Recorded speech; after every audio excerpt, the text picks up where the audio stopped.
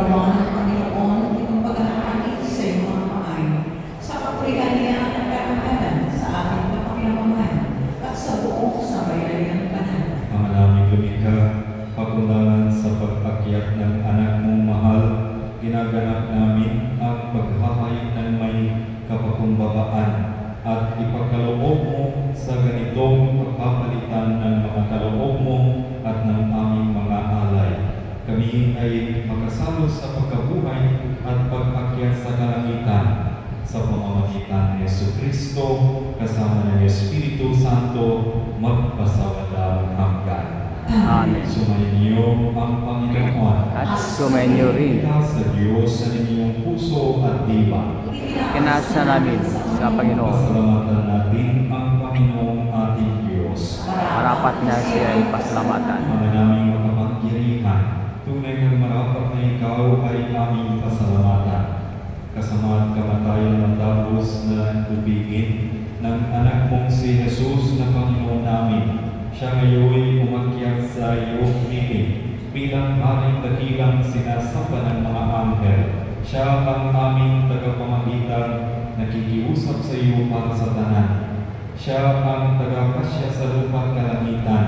Hindi niya iwinaksi ang aba naming pagkatao sa pagluklok sa kanan mo, sapagkat kami ang katawan at siya ang ulo. Ang pag-akyat niya ay katiyakan sasapit kami sa iyo. Kaya kaysa ng mga anghel na nagsisiyawin ng papuri sa iyo nang walang kumpay sa kalangitan, kami nagbubuni sa iyo kadakilaan.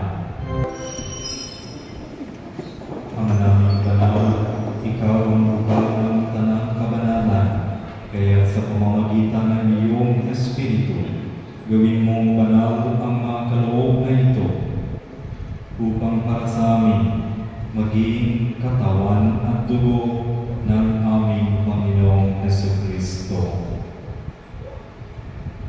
Bago niya pinagtiis ang pusang loob na maging handog, hinawakan niya ang tinapay, pinasalamatan kanya, pinaghati-hati niya yun, iniabot sa kanyang mga alagad at sinabi, tanggapin ninyong lahat ito at kanin.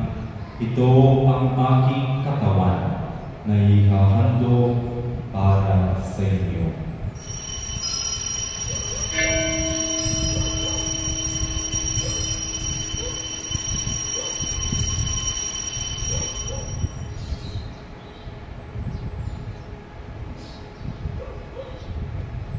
Gayon din naman noong matapos ang hapunan, hinawakan niya ang kalis.